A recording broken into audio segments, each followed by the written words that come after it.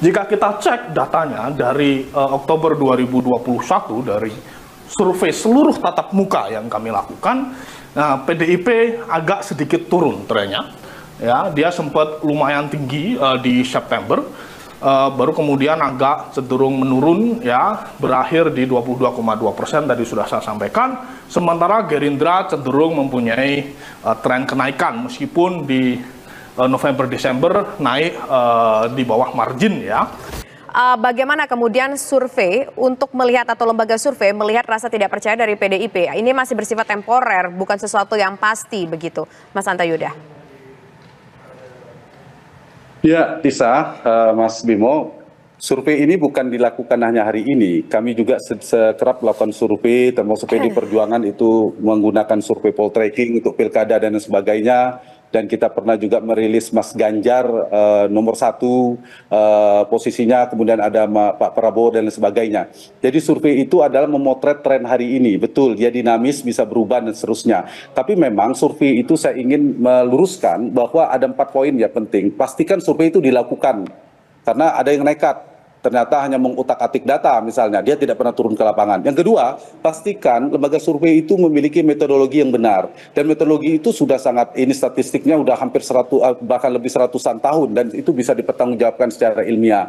Dan itu saya kira hampir lembaga bisa melakukan. Yang ketiga, kawal proses metodologi menghindari error teknisnya, maka dikawal proses pengambilan datanya dengan baik. Dia harus kompeten, harus capable. Dan yang keempat, kalau sudah dikawal metodologinya bagus, kemudian proses di lapangan dilakukan dengan baik, maka harus disampaikan dengan jujur, dengan apa adanya, kemudian tidak boleh dengan integritas tinggi. Itu yang paling penting. Seperti saya katakan, dan karena itu gampangnya, silakan dibuka rekam jejak survei itu. Saya sering mengingatkan, memang kita harus sabar menunggu hasil pemilu 2024 bagaimana hasilnya. Kami memprediksi dinamika Pilpres 2019 itu masih ada di media banyak sekali. Itu diurutkan semua lembaganya dan alhamdulillah bisa dibuka pada saat itu oleh lembaga lain, kemudian menyusun berapa marginnya dengan survei terakhirnya dengan Pilpres 2019. Alhamdulillah poltreking pada saat itu Mas Bimo selisihnya 1% bahkan kurang dari 1%. Termasuk banyak lembaga yang disebutkan oleh Mas Bimo dan itu bisa dibuka 2019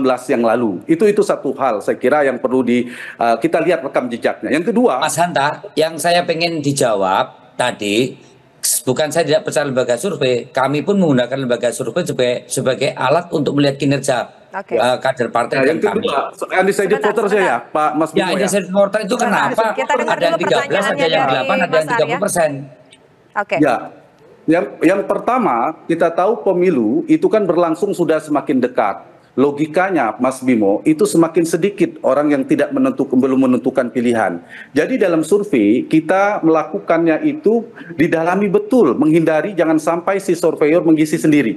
Dan kita bahkan mendalami 100% yang sudah kita wawancarai itu dikonfirmasi lagi.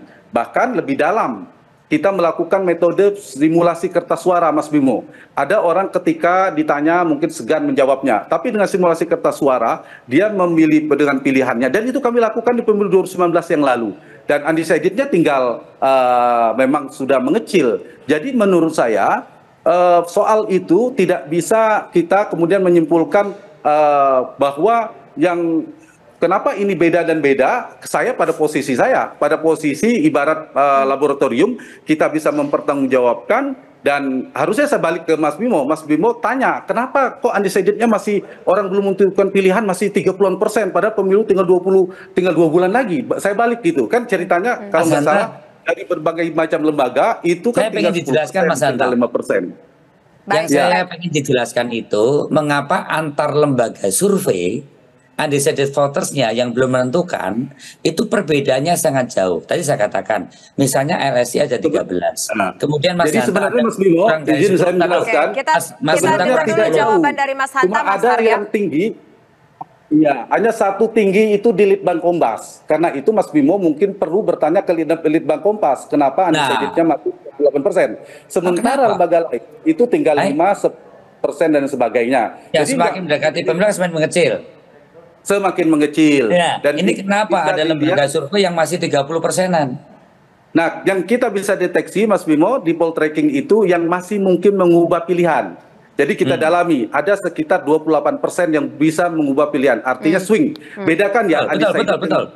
undecided itu sudah kecil, satu di survei poltreking, indikator, lembaga survei Indonesia, lingkaran survei Indonesia, dan lain sebagainya, itu memang angkanya sudah di 1 digit, di bawah 10%. Ya, 1 digit. Ya, yang banyak, yang besar, ini yang saya hanya itu memang ada satu di rekan-rekan kita di Kompas. Tapi kalau misalnya di Kompas itu, teman-teman kita di Litbang Kompas itu dibuat semacam diproporsikan yang tidak menentukan pilihan itu, digabungkan aja ke Ganjar dan ke Anies, itu juga tidak masih jauh ya marginnya dengan Prabowo. Atau misalnya di hari H tidak ada lagi kan undecided-nya Mas Bimo, dibagi rata saja secara proporsional, maka perolehan Prabowo yang misalnya dianggap tinggi di beberapa lembaga survei 42-45, maka di Kompas itu bisa 49% loh.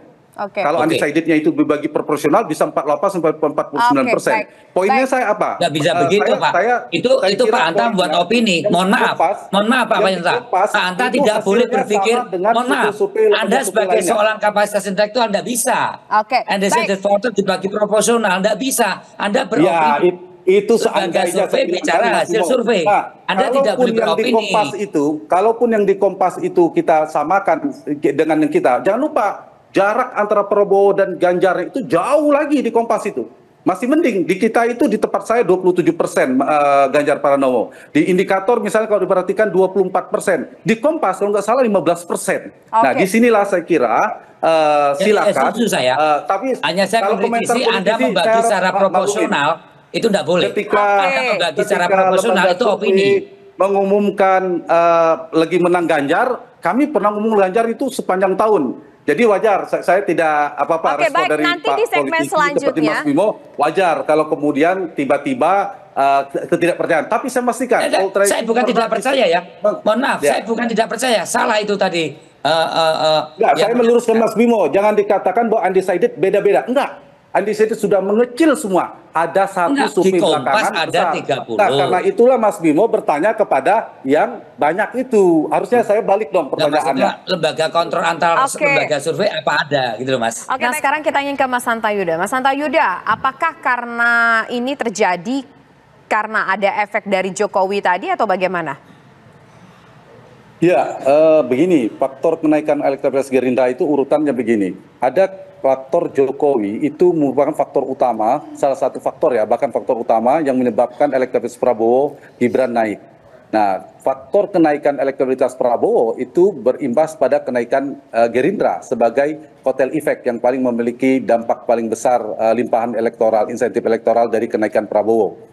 Dan itu terdeteksi dari survei kami di Poltreking Indonesia yang terbaru itu dari 4 kantong Jokowi, kantong suara pendukung Jokowi itu bermigrasi atau terkonsolidasi dari 4 hal. Satu, basis yang kalau kita baca dari pemilih yang memiliki apresiasi positif kepada Jokowi, rating positif pada Jokowi, yang kolamnya cukup besar sekitar 77%, ya kisaran berbagai lembaga survei itu di 70-80%, itu berkorelasi berbanding lurus dengan elektabilitas Prabowo. Ketika tingkat kepuasan kepada Jokowi naik, maka itu berbanding lurus dengan kenaikan Prabowo Gibran. Sebaliknya dengan Anies, dia berbanding terbalik. Nah, itu satu faktornya. Ada pergeseran yang sebelumnya tinggi ke Ganjar, kemudian cross jaraknya sekarang bahkan hampir 50% pemilih yang puas pada Jokowi itu bergeser ke Prabowo, ke Ganjar tinggal 30%. Itu pergeseran. Yang kedua, pemilih Jokowi 2019 itu memang masih tinggi Ganjar lebih sedikit dari Prabowo, tapi ada pergeseran yang juga signifikan. Pemilih Jokowi 2019 lebih banyak mendukung Prabowo sejak Prabowo menjadikan Gibran sebagai cawapresnya, Tisa. Yang ketiga, itu berimbas juga pada migrasi pemilih suku Jawa, etnis Jawa, yang biasanya Prabowo selalu kalah jauh dibandingkan Ganjar. Di survei-survei kami 2 tahun bahkan 1 tahun yang lalu itu sudah mulai cross tipis diungguli oleh Prabowo. Terakhir di wilayah-wilayah provinsi besar, lumbung suara di Jawa Tengah misalnya masih tinggi Ganjar, tapi ada kenaikan di Prabowo, terutama bahkan di Jawa Timur itu sudah cross bisa dibandingkan, tidak hanya di poltreking sudah diungguli oleh Prabowo. Nah inilah yang menyebabkan faktor Jokowi menyebabkan tingginya naiknya elektabilitas Prabowo. Lalu kenaikan kalau bicara Prabowo soal Gerindranya gimana Mas? Kita fokus dulu ke partai Gerindranya.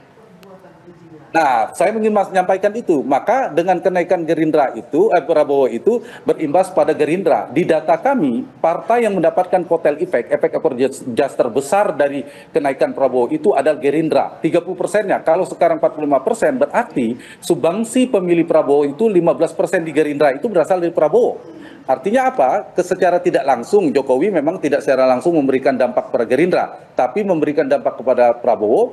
Kenaikan Prabowo berdampak pada kenaikan pada Gerindra. Jadi Gerindra ini ceritanya mendapatkan efek ekor jas dari kenaikan capresnya bernama Prabowo. Itu satu. Yang kedua, Gibran itu tidak mewakili salah satu partai sehingga tidak berbagi dengan misalnya PAN, Demokrat atau Golkar, sehingga hak eksklusif dimiliki oleh Gerindra lebih besar dari konteks kotel efek ini. Ditambah tentu ada faktor mesin politik Gerindra juga. Jadi itu korelasinya. Nah, apakah ada potensi yang harus diwaspadai oleh PDIP? Mungkin saja Gerindra ini bisa menyalip PDIP karena dari hasil survei Kompas Gerindra sudah menyalip PDIP. Bagaimana dengan poll tracking? Apakah ada kecenderungan ataupun tren demikian? Ya, kalau di poll tracking memang masih PD Perjuangan yang paling unggul, tetapi trennya Gerindra itu konsisten 1 tahun terakhir naik ya. Itu punya potensi akan cross dengan PD Perjuangan cukup besar seperti survei di Litbang Kompas. Yang kedua, di saat yang sama PD Perjuangan itu trennya tidak naik. Beberapa stagnan, tapi ada tren turun. Ini sepanjang misalnya elektabilitasnya nyambung dengan elektabilitas Mas Ganjar dan Pak Prabowo. Jadi kalau tidak ada blunder politik misalnya ya, tidak ada blunder politik yang besar, trennya misalnya tetap, artinya tren kenaikan Prabowo Gibran, itu akan diikuti dengan kenaikan Gerindra. Artinya apa? Potensi Gerindra menjadi pemenang pemilu itu ada. Meskipun saya kira masih peluang yang sama dengan PD Perjuangan. Di saat yang sama, perolehan suara Ganjar, PD Perjuangan selain punya basis massa yang sudah cukup kuat ya, di angka sekarang mereka punya 19-20%, tapi di saat yang sama itu juga bergantung pada perolehan atau dinamika elektabilitas Ganjar Pranowo. Karena Tisa, dalam Pilpres Pileg secara serempak ini, ada kecenderungan perilaku pemilih itu lebih determinan, lebih menganggap capres lebih penting. Jadi ada kecenderungan dia memilih partai si capresnya, tergerek gitu, pengepul atau menggerek suaranya. Jadi saya kira yang harus diantisipasi oleh Mas Bimo dan PD Perjuangan ya dari sisi kerja-kerja basis partai, ya ada dari sisi capresnya, elektabilitas capres juga berpengaruh. Tapi kelebihan PD Perjuangan saya harus sampaikan di Mas Bimo dan Mas Habib, PD Perjuangan relatif dia kuat dalam kelembagaan partainya. Artinya apa? Basis partainya seburuk-buruknya, sejatuh-jatuhnya misalnya, itu captive marketnya PD Perjuangan di Jawa Tengah misalnya seterusnya, itu relatif masih cukup bisa diandalkan untuk mempertahankan suara PD Perjuangan. Tapi ini kan butuh pembuktian lagi-lagi Mas Bimo ya, surveinya membaca tren masih 2 bulan, saya ingin mengatakan kalau dilihat dari trennya ada potensi Gerindra itu menyalip PD Perjuangan. Bahkan di survei Litbang Kompas sudah nomor 1. Saya kira itu yang bisa menjadi antisipasi bagi PD Perjuangan maupun strategi Gerindra untuk menjemput pemilih-pemilih Prabowo. Mas Hanta Yuda, apakah dengan strategi yang dilakukan oleh PDIP yang disebutkan oleh Mas Arya Bima tadi ini bisa membuat PDIP untuk tetap terus bertahanlah begitu? Ya, Tisa, memang sepertinya kalau kita lihat ini kan sedang berebut paling Jokowi ya. Jadi per hari ini memang bisa dikatakan Jokowi lah pemenang Pilpres dan partai Jokowi Pileg ini. Semuanya Prabowo menunjukkan paling Jokowi, Ganjar belakangan merevisi strateginya dan seterusnya. Nah, memang awalnya kalau kita baca persepsinya yang mengusung narasi keberlanjutan itu milik Prabowo Gibran, karena selain bukan narasi yang dikembangkan, karena ada Jokowi Junior di sana. Gibran sebagai wakilnya Prabowo dan ya dianggap itu yang paling Jokowi, itu satu. Yang kedua, Anies dianggap representasi yang diametral, mengusung perubahan dan seterusnya. Memang ada kebingungan di awal kalau saya perhatikan strategi dari Ganjar yang cukup keras mengkritik Pak Jokowi, misalnya bidang hukum nilainya 5 dan seterusnya, dan soal isu politik dinasti. Tetapi belakangan memang dilihat tren surveinya, saya kira Mas Bimo juga sebenarnya membaca juga hasil survei ini, bahwa soal sekarang posisi sedang turun, ya itu wajar lah. Tapi ketika sedang naik, Mas Bimo pasti mau apresiasi juga nanti. Nah, jadi kalau dilihat ini, poin yang ingin saya katakan, bahwa memang Ganjar sedang ingin merubah strateginya. kalau diperhatikan. Sebelumnya itu lebih mencoba berjarak dengan Jokowi, tapi tidak berhasil. Nyatanya menguntungkan Anies Baswedan, justru Anies yang trennya naik. Nah, ini sepertinya sedang direvisi, ingin justru mengambil paling Jokowi. Dan bagaimana hasilnya nanti kita tunggu survei. Baik. Seperti tadi Mas Bimo katakan, ya, survei ini akan melihat apakah lebih strategis, meskipun agak terlambat ya menurut saya, karena kesan sebelumnya itu kan cukup keras berhadapan dengan Pak Jokowi, dan Baik. saya kira ya sama, ini strategi dari Pak Prabowo-nya harus seperti apa. Jadi poin saya ada pergeseran, ada ceruk yang besar yang puas dengan Jokowi dan yang tidak puas dengan Jokowi. Anies itu memiliki menguasai secara eksklusif di wilayah yang tidak puas. Sementara yang puas itu di antara Prabowo dan Gibran memang. Nah, arah memangsanya itu kan Prabowo memakan suara Ganjar. Kemudian suara Prabowo sebagian diambil oleh Anies Baswedan. Nah, pola-pola ini apakah akan terus berlanjut? Saya kira kita tunggu saja seperti Oke, apa. jawabannya kita tunggu saja nanti dinamika. bagaimana di setelah hari kasih suara 14 Februari dan juga nanti kalau bicara soal partai kita tunggu nanti setelah pileg begitu ya.